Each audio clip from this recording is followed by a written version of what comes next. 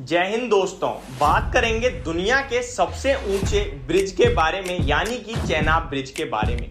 दोस्तों, इस ब्रिज के बारे में बात करूं तो ये बक्कल एंड कौरी के बीच में कहीं ना कहीं रियासी डिस्ट्रिक्ट में बन रहा है, या ऑलमोस्ट आप कह सकते हैं बन चुका है। इस पुल को बनाने में मुसीबतें तो प्रॉब्लम्स तो बहुत सारी आई, बट जैसा कि आप सभी को पता ही होगा, जहां भी प्रॉब्लम्स होती हैं वहां सॉल्यूशन भी होते ही हैं। तो एफकॉन्स के इंजीनियर ने हर एक प्रॉब्लम का सॉल्यूशन ढूंढा एंड कहीं ना कहीं ये पुल ऑलमोस्ट बनने की तैयारी में ही है। तो चलिए स्टार्टिंग से स्टार्ट करते हैं। सबसे पहले जानते हैं कि इस ब्रिज को बनाने में क्या क्या मुसीबतें आई। I must say, Chenab Bridge will be on the top. तो सबसे पहले मैं आपको बता दूं, इस ब्रिज के आजू बाजू हर तरफ पहाड़ी इलाके हैं एंड पहाड़ थे।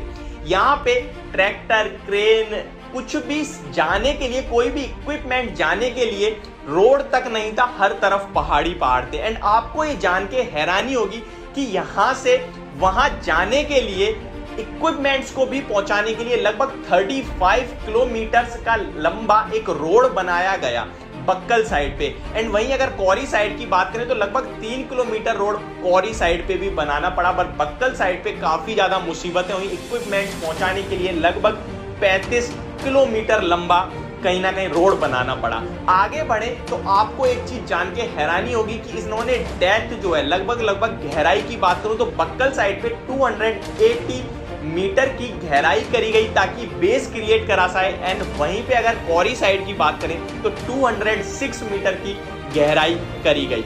इस पुल को बनाने में 1300 वर्कर्स दिन रात काम कर रहे हैं, यानी 24 घंटे लोग काम कर रहे हैं। 1300 वर्कर्स एंड ऑलमोस्ट 300 इंजीनियर्स इस पुल को बनाने में 24 घंटे लगे हुए हैं। मैं आपको एक इंटरेस्टिंग फैक्ट बताना चाहता हूँ गाइस, जो इक्विपमेंट्स इस पुल को बनाने में यूज हो रहे थे उनमें लगभग 15,000 से लेके 18,000 लीटर डीजल एक हफ्ते में इस्तेमाल होता था। तो आप समझ सकते हैं कि किस रफ्तार से बनाने की कोशिश करी जा रही थी। हालांकि रफ्तार की बात करें तो ये पुल बनाने में बहुत सारी मुसीबतें आई एंड बहुत बार काम शुरू हुआ, बहुत बार काम रुका। मैं आपको बताऊं, लगभग 2002 में इसका काम स्टार्ट करने की हुई बात एंड 2004 के अगस्त में इसका काम स्टार्ट हुआ।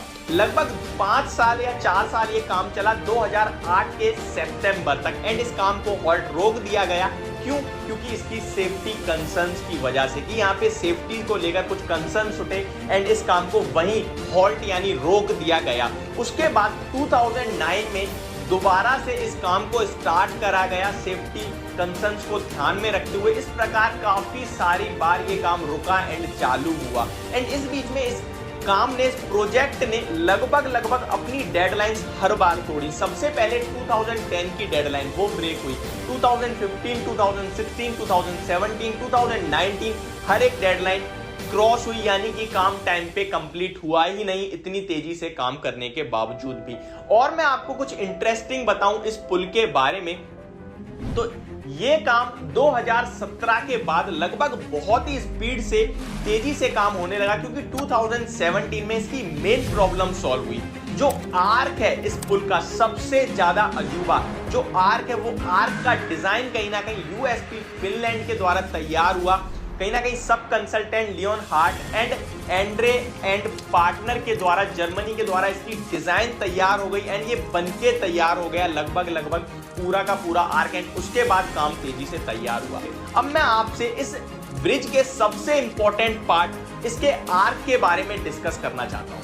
इसके आर्क के बारे में बात करें तो ये अपने आप में ही एक अजूबा है। इस आर्क के बारे में बात करें तो ये दुनिया के 10 सबसे बड़े आर्कों में इसका नाम शुमार किया गया है। इस आर्क के बारे में बात करें तो इसका वजन लगभग 10,619 मिलियन टन का इसका वजन है, यानी कि 10,619 मिलियन टन का इसका वेट है लगभग। और इस आर्क के बारे में बताऊं तो नंबर ऑफ स्पैन्स इस आर्क में जो है वो लगभग 17 है एंड हाईएस्ट, लॉन्गेस्ट आप कह सकते हैं, लॉन्गेस्ट स्पैन जो है वो 467 मीटर का है। अब बात करते हैं ब्रिज के बारे में, यानी कि पुल के बारे में। तो पुल के बारे में बात करें तो ये पुल लगभग 1314 मीटर लंबा है, यानी कि 1.3 किलोमीटर लंबा है। बात करें इसके रिकॉर्ड्स के बारे में तो ये पुल जमीन पे यानी कि पानी के बेड लेवल से, सी के बेड लेवल से लगभग 359 मीटर हाई है, जो कि इसे आपको जानकर हैरानी रह जाएगी कुतुब मीनार से 5 गुना ऊंचा बनाता है, दुनिया का सबसे ऊंचा पुल बनाता है। एंड एपिक एफिल टावर जो है, एपिक एफिल टावर से भी इसकी हाइट लगभग 35 मीटर ऊंची है। दोस्तों अगर इस पुल की मजबूती की बात करें तो ये DRDO ने ऐसे स्पेशल स्टील से बनाया है कि अगर कोई बम या ब्लास्ट भी हो जाए तो भी इस पुल का कुछ नहीं बिगड़ेगा। मैं आपको बता दूं कि अगर रिचर स्केल पे 8 की तीव्रता का भूकंप भी आ जाए तो इस पुल का कुछ नहीं होने वाला। 250 किलोमीटर प्रति घंटे की हवा भी इस पुल का कुछ नहीं बिगाड़ सकती। मैं आपको एक चीज बताना चाहूंगा, रिचर स्केल पे 7.3 की तीव्रता का भूकंप जापान में पिछले 4 महीने पहले लगभग आया था, जिसने पूरे जापान को हिला के रख दिया। अब आप समझ सकते हैं कि ये पुल लगभग 8 की तीव्रता का भूकंप भी झेल सकता है, तो कितना मजबूत होगा। DRDO यानी कि defence research and development organisation ने इसे इतना मजबूत बनाया है।